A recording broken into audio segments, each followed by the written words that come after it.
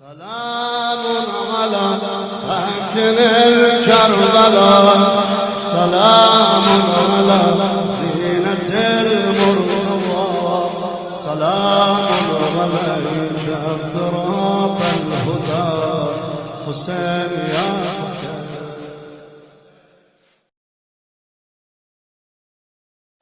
فاتحة.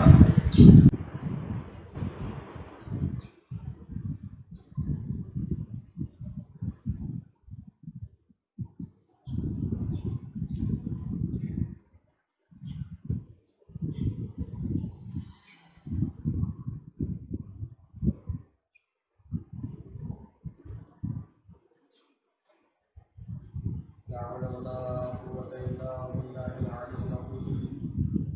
أعوذ بالله من الشيطان الرجيم. بسم الله الرحمن الرحيم.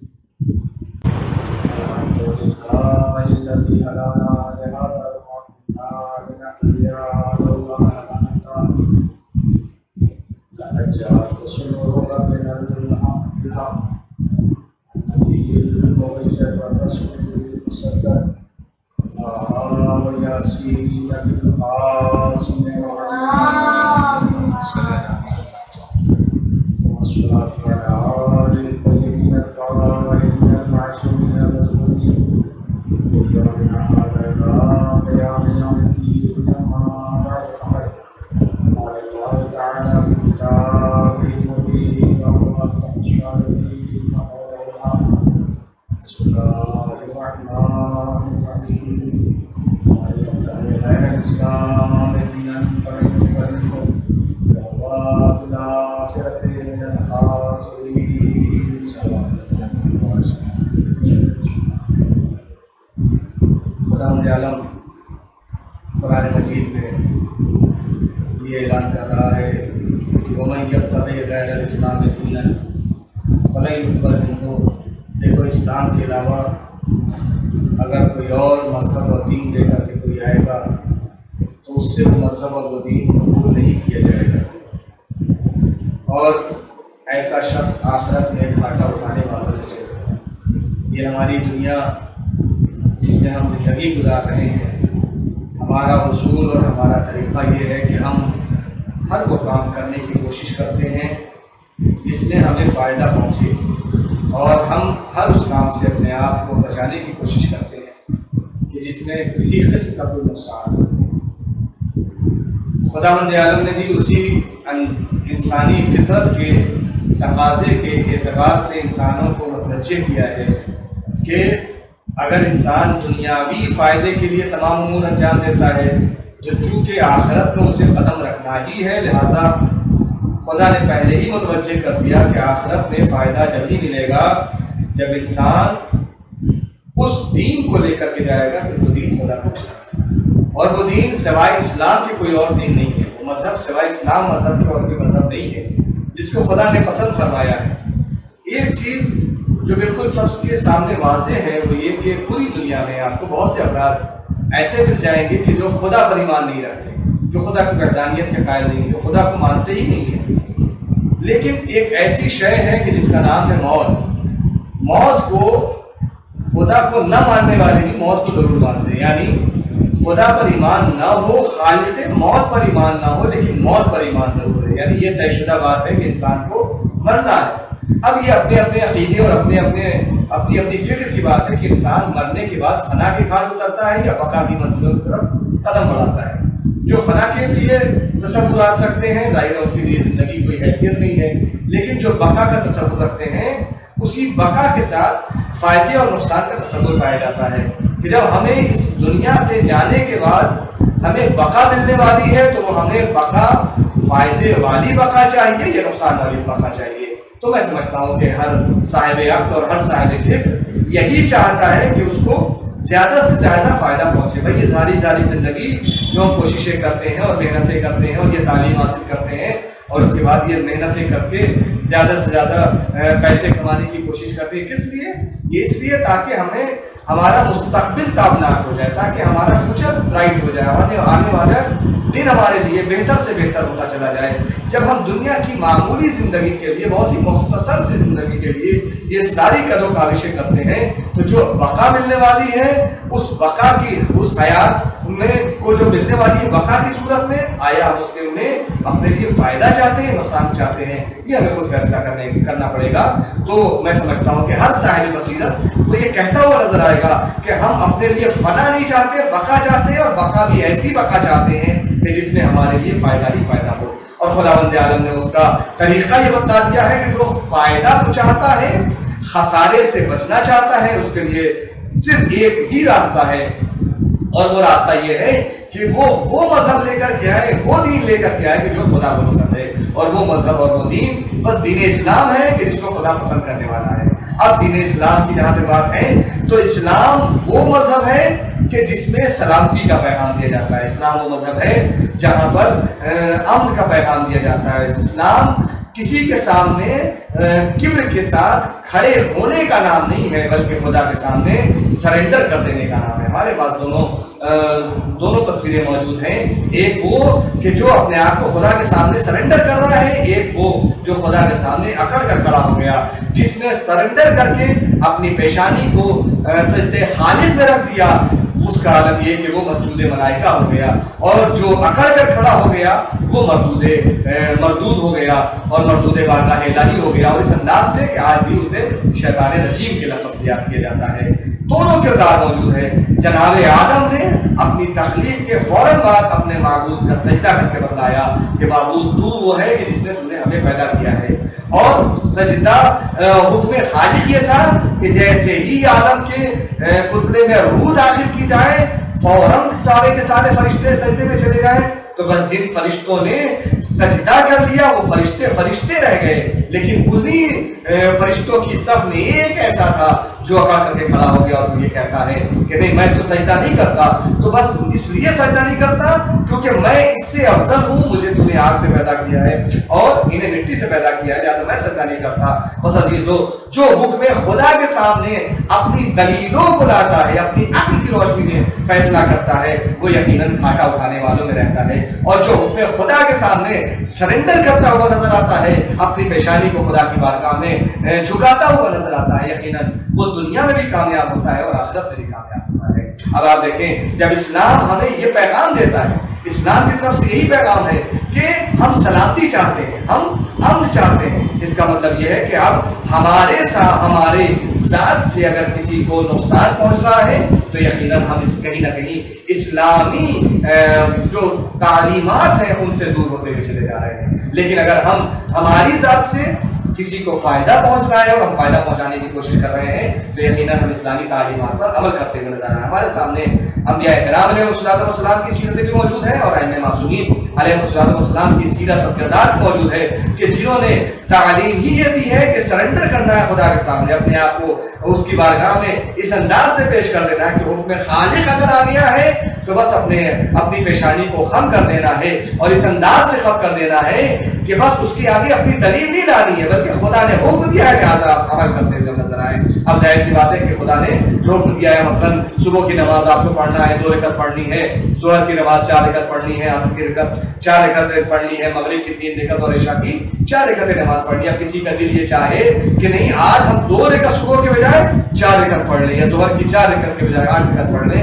اور یہ ہماری عبادت زیادہ قابل قبول ہوگی، تو عزیزو یاد رکھیے جو حکم آ چکا ہے عین اسی کے مطابق عمل کرنا یہی بندگی کی دلیل ہے، اور اس کے خلاف اگر انسان عمل کرتا ہوا نظر آئے تو اس کا مطلب یہ ہے کہ کہیں نہ کہیں وہ حکم خدا سے اپنے آپ کو دور کرتا ہوا نظر آ رہا ہے۔ بس عزیزو، اگر حکم خدا آ گیا ہے کہ اپنی پیشانی کو اس کی بارگاہ میں جھکا دینا ہے تو بس وہاں پر کوئی معروض آپ میں سے کوئی معروض چلنے والا نہیں ہے، کوئی آپ کی دلیل چلنے والی نہیں ہے، بلکہ حکم خدا یہ ہے کہ جیسے ہی ہم آدم کے پتلے میں روح ڈالیں سب کے سب سجدے میں گر جائیں، فرشتوں نے حکم خدا کی اہمیت کو سمجھا تو حکم خدا پر عمل کرتے ہوئے اپنی پیشانی کو اس کی بارگاہ میں جھکا دیا۔ اصلاً یہ آدم کا سجدہ نہیں تھا بلکہ آدم کے سامنے حکم خدا کا سجدہ تھا۔ یہ بتلایا جا رہا تھا کہ ہم آدم کے سامنے اس لیے اپنی پیشانی کو جھکا رہے ہیں کیونکہ یہ حکم خدا آ گیا ہے۔ بس عزیزو، یہ جب حکم خدا آ گیا اس کا مطلب یہ ہے کہ خدا یہ چاہتا ہے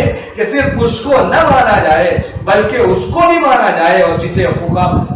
اس کا حکم آ جائے کہ اس کو بھی ماننا ہے اور اس کے آگے اپنی پیشانی کو خم کرنا ہے، سر تسلیم خم کرنا ہے، اس کے سامنے بھی سر تسلیم کا خم کر دینا، یہی عین عبادت الہیہ ہے۔ اور عزیزو، آپ دیکھیں کہ یہ اسلام کا پیغام بھائی چارگی کا پیغام ہے، اسلام کا نام پیغام اخوت کا پیغام ہے، اسلام کا پیغام ہمدردی کا پیغام ہے۔ اسلام میں کہیں بھی اپنی انا کی کوئی جگہ نہیں ہے، یہ نہیں کہ ہمارے اندر کوئی چیز نہیں، اس کا مطلب یہ کہ جہاں انسان یہ سمجھتا کہ میں کچھ ہوں بس وہیں سے انسان پارے مسلط میں گرتا ہوا چلا جاتا ہے۔ لیکن جہاں انسان بلندیوں کی طرف بڑھ رہا ہو اور اسے اس بات کا احساس ہو کہ ہم کچھ نہیں ہیں، یہ سب حکم خدا کی وجہ سے ہمیں عطا ہوا ہے اور خالق کائنات کی یہ خاص عنایت ہے جس کی وجہ سے یہ تمام کی تمام چیزیں ہمیں ملی ہیں، بس یہ جذبہ اور یہ فکر اگر انسان کے اندر آتی ہے تو پھر انسان اکڑ کے کھڑا نہیں ہوتا ہے بلکہ اپنی پیشانی کو جھکاتا ہوا نظر آتا ہے۔ یہی وجہ ہے کہ جتنا انسان کا درجہ بلند ہوتا ہے اتنا زیادہ وہ خدا بند عالم کے آگے اپنی پیشانیوں کو خم کرتا ہوا نظر آتا ہے۔ بس جو جتنا زیادہ خدا کی بارگاہ میں جھکتا چلا جاتا ہے اتنا زیادہ وہ خدا کی نگاہوں میں اس کا درجہ بلند ہوتا چلا جاتا ہے۔ ہمارے سامنے ظاہر سی بات ہے انبیاء کرام کی سیرتیں موجود ہیں اور ان کے اخلاقیات موجود ہیں کہ جن کو ہم دیکھنے کے بعد یہ تصور کر سکتے ہیں اور اس بات کا اندازہ لگا سکتے ہیں کہ انسان کو اگر بلندی چاہیے تو وہ زندگی کیسے گزارے۔ انسان کو اگر اعلیٰ مدارج پر فائز ہونے کا اس کے اندر وہ للک پائی جا رہی ہے، وہ جذبہ پایا جا رہا ہے کہ وہ بھی اعلیٰ مدارج پر فائز ہو جائے تو یقیناً وہ فائز ہو سکتا ہے، لیکن اس کے لیے ضروری یہ ہے کہ وہ حکم خدا کی عین پابندی کرتا ہوا نظر آئے۔ ظاہر سی بات ہے کہ ہم اپنے راستے بنانا اپنے اعتبار سے نہیں بنانا ہے اور زمانے کے دھارے میں اس طریقے سے نہیں بہ جانا ہے کہ زمانہ جدھر جا رہا ہے ہم بھی ادھر جاتے رہے۔ نہیں، ہماری نگاہوں کے سامنے حکم خداوند عالم ہے، حکم خداوند عالم ہے، اور جب حکم خداوند عالم ہے تو ظاہر سی بات ہے پھر ہماری زندگی اسی حکم کے دائرے میں گزرے گی۔ اب حکم خداوند عالم ظاہر سی بات ہے ہمیں مکلف قرار دیا اس نے، اور جب ہم مکلف ہو گئے تو ہمارے اوپر کچھ واجبات بھی ہیں جن پر عمل کرنا ہے، محرمات ہیں ان سے بچنا، یہ تمام کی تمام چیزیں ہمارے لیے لازم و ضروری قرار دی گئی ہیں۔ لیکن آپ دیکھیں کہ کیا سارے کے سارے مکلف برابر ہیں؟ سب ایک جیسے ہیں؟ بھائی نماز کیسے پڑھنی ہے؟ نماز کھڑے ہو کر کے پڑھنی ہے، یہ سب بہتر جانتے ہیں کہ نماز کا وقت آیا، آپ نے نماز کے وقت کے اوپر مصلی عبادت پر قدم رکھا اور اس کے بعد کھڑے ہو جائیے اور دو رکعت صبح کی پڑھنی ہے تو 2 رکعت نماز پڑھیے، قیام بھی ہے، قعود بھی ہے، تشہد بھی ہے، رکوع بھی ہے، سجود بھی ہے، سارے کے سارے مناسب طے کرنے ہیں۔ لیکن کیا سارے انسان، سارے مکلف اسی انداز سے عبادت کریں، ایسے ہی نماز پڑھے؟ ایک وہ انسان جو صحت مند ہے وہ بھی ایسے نماز پڑھے، ایک وہ انسان جو بیمار ہے وہ بھی ایسے نماز پڑھے؟ نہیں، حکم خدا میں تبدیلی آ گئی۔ اگر صحت مند ہو تو تمہارے لیے یہ حکم ہے، اگر تم بیمار ہو تو تمہارے لیے یہ حکم ہے، تم کھڑے ہو کر کے نماز پڑھ سکتے ہو تو کھڑے ہو کر کے نماز پڑھنا واجب ہے، کھڑے ہو کر کے نہیں پڑھ سکتے تو اب اپنے اوپر جبر نہیں کرنا ہے بلکہ اب یہ حکم ہے کہ اب بیٹھ کر کے نماز پڑھ لو۔ بیٹھ کر کے نماز پڑھنے میں زحمت ہے تو اب تمہارے اوپر جبر نہیں ہے، اور لیٹ کر کے نماز پڑھ لو، اشاروں سے نماز پڑھ لو۔ یہ سہولیات کیوں ہیں؟ یہ سہولیات اس لیے ہیں تاکہ یہ اندازہ رہے کہ خدا ارکان مخصوصہ انجام دلوانا نہیں چاہتا بلکہ خدا یہ چاہتا ہے کہ تمہارے ذہنوں میں اس کی بندگی کا تصور پایا جاتا رہے کہ تم اس کے بندے ہو۔ عزیزو یاد رکھیے،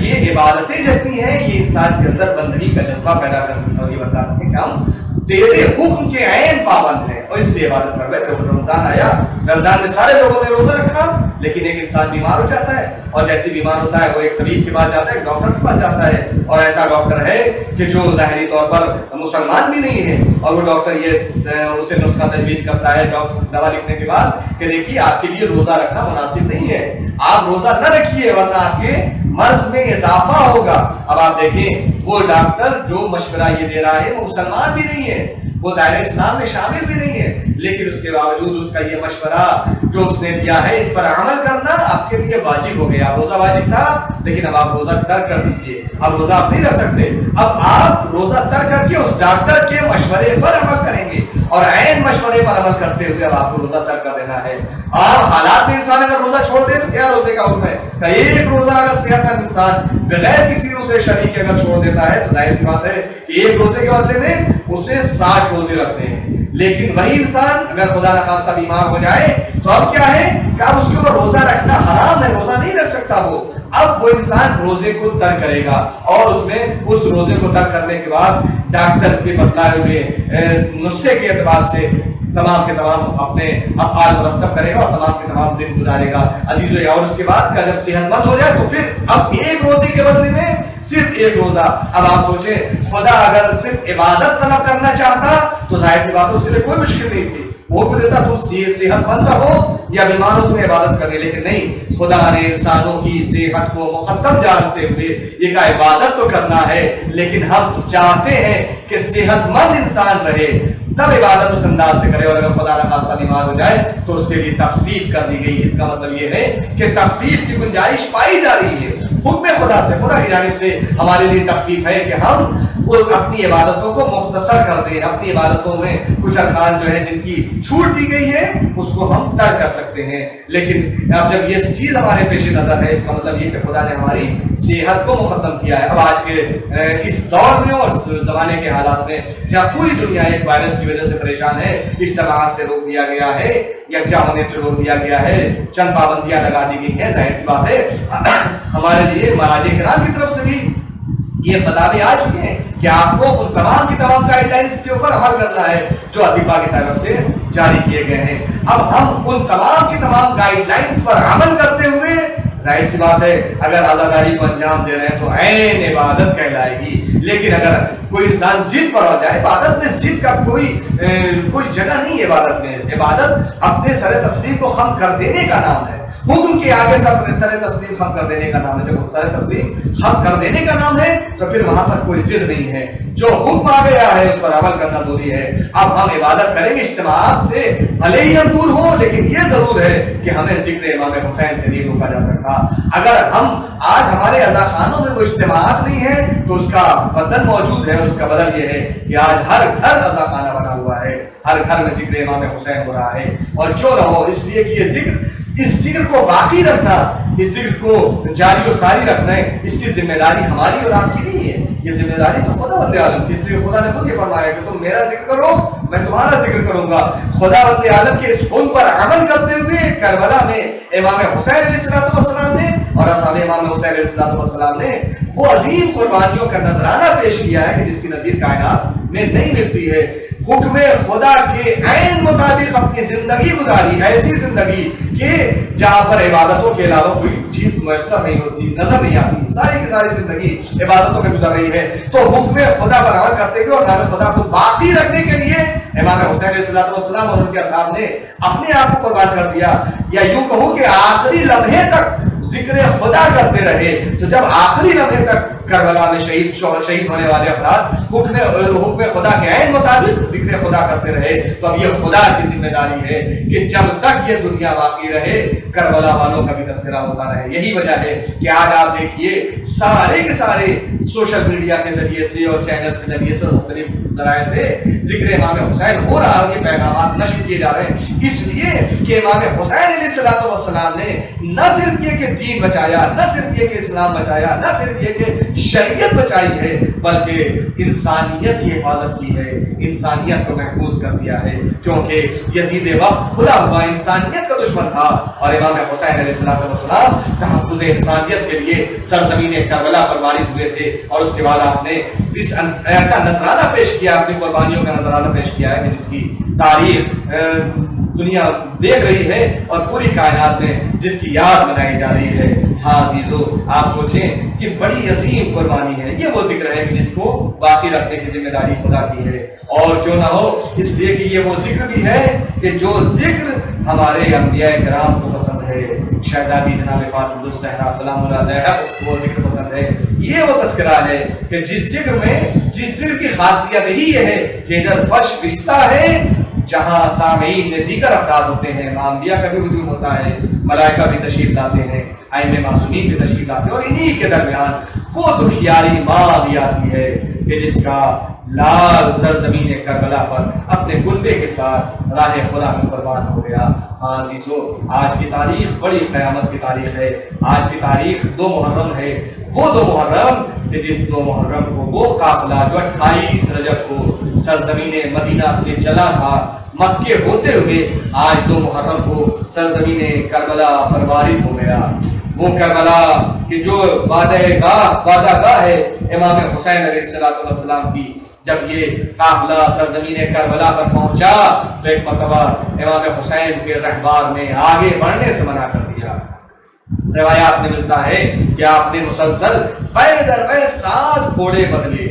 لیکن کوئی بھی گھوڑا آگے بڑھنے کے لیے تیار نہیں ہوتا۔ امام نے معلوم کیا کہ اس زمین کا کیا نام ہے؟ لوگوں نے مختلف نام بتلائے، کسی نے کہا نینوا کہتے ہیں، کسی نے کہا غازریہ کہتے ہیں، کسی نے کہا کربلا کہتے ہیں۔ امام حسین نے جیسے ہی سرزمین کربلا کا نام سنا، آپ نے فرمایا یہ وہ وعدہ گاہ ہے کہ جس کا میں نے وعدہ حضور اکرم سے اپنے بچپنے میں کیا تھا، اور یہی پر ہمیں عظیم قربانیوں کا نذرانہ پیش کرنا ہے۔ بس عزیزو، جب سرزمین کربلا پر امام پہنچے، جناب عباس کو قریب بلایا، اور بلانے کے بعد فرماتے ہیں عباس خیمے لگاؤ، قافلہ یہیں پر ٹھہرے گا۔ ایک مرتبہ سرزمین کربلا پر جناب زینب نے جیسے ہی قدم رکھا، سرزمین کربلا کی خاک اڑی، زینب کے سر اقدس تک پہنچی۔ بس زینب کے سر پر خاک کا پہنچنا تھا، جناب زینب مچل گئی، بے چین ہو گئی۔ فرمایا بھیا یہ کون سی جگہ ہے؟ یہ جگہ ساتھ معلوم نہیں ہوتی، اس لیے کہ یہاں پر جیسے ہی میں نے قدم رکھا یہاں کی خاک میرے سر پر پڑی ہے، جو ساتھ ہونے کی علامت نہیں ہے۔ امام نے فرمایا اے بہن زینب، یہی وہ وعدہ گاہ ہے کہ جس کے ارادے سے ہم نے مدینے سے کوچ کیا تھا، اجرکم اللہ۔ بس جناب امام حسین علیہ السلام نے پتا کہ معلوم کیا کہ یہ زمین کس کی ہے، معلوم ہوا یہ زمین بنی اسد کی ہے۔ جناب امام حسین نے بنی اسد کے لوگوں کو بلایا کہ آؤ۔ جب امام کی خدمت میں بنی اسد کے لوگ آئے تو امام نے فرمایا اس زمین کو میں خریدنا چاہتا ہوں۔ امام نے زمین خریدی، اور خریدنے کے بعد بنی اسد کو ہبہ کر دیا، اور اس کے بعد آپ نے فرمایا دیکھو میں ہبہ کر رہا ہوں، لیکن میری چند وصیتیں ہیں، ان وصیتوں پر عمل کرنا۔ وہ وصیت یہ ہے کہ آج یہ 2 محرم کو میں تم سے زمین خرید رہا ہوں اور تمہیں ہبہ کر رہا ہوں، 1 ہفتے کے بعد ہماری قربانیاں ہو جائیں گی، ہم سب کے سب شہید کر دیے جائیں گے۔ امام نے فرمایا دیکھو جب ہماری شہادت ہو جائے اور اشقیاء اہل حرم کو اسیر کر کے لے جائیں اور یہاں سے چلے جائیں تو تم ہماری لاشوں کو دفن کر دینا، بے گور و کفن ہماری لاشوں کو نہ چھوڑنا۔ اور اس کے بعد امام نے فرمایا دوسری وصیت یہ کہ جب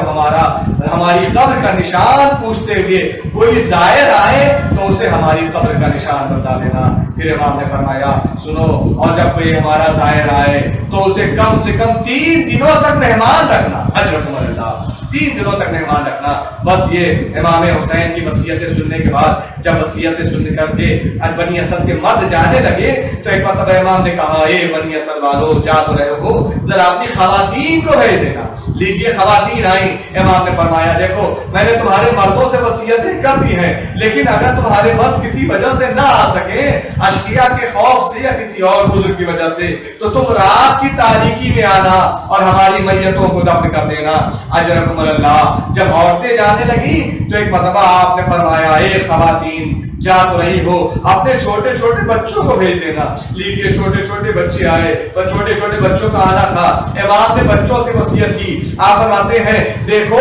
ہم نے تمہارے والدین سے وصیت کر دی ہے، لیکن اگر تمہارے والدین کسی وجہ سے نہ آ سکے، ہماری میتوں کو دفن نہ کر سکے، تو تم رات کی تاریکی میں یا دن کے اجالے میں کھیلتے ہوئے ادھر آ جانا اور ہماری میتوں پر ایک ایک مشت خاک ڈال دینا تاکہ ہماری میتیں بغیر دفن کے نہ رہ سکیں۔ اللہ اللہ، امام کو کتنا خیال تھا کہ ہماری لاشیں بے گور و کفن نہ رہ سکیں، لیکن اللہ اللہ اکبر. شہادت امام حسین کے بعد ایسی مصیبتیں ہیں کہ یہ نہ صرف کہ انہیں بے گور و کفن چھوڑا گیا بلکہ میتوں کو یکجا کیا گیا. جب ساری میتیں یکجا ہو گئیں تو ساری میتوں کا چاہنے والا کوئی نہ کوئی نکل آیا, لیکن آخر میں ایک میت بچی جس کا چاہنے والا کوئی نظر نہیں آتا. وہ میت امام حسین کی ہے. ایک مرتبہ گھوڑوں کی نعل بندی شروع ہوئی اور اس کے بعد اب امام کا لاشا گھوڑوں کی ٹانگوں سے اس انداز سے پائمال ہونے لگا. ادھر کے گھوڑے ادھر, ادھر کے گھوڑے ادھر دوڑائے گئے. زینب نے نجف کا رخ کیا, اے بابا میرا باج آیا. شہادت کے بعد بھی اس کی میت کے ساتھ یہ انداز اختیار کیا گیا کہ اسے گھوڑوں کی ٹانگوں سے پائمال کیا جا رہا ہے. الا لعنت اللہ علی القوم الظالمین. سيعلم الذين ظلموا أيام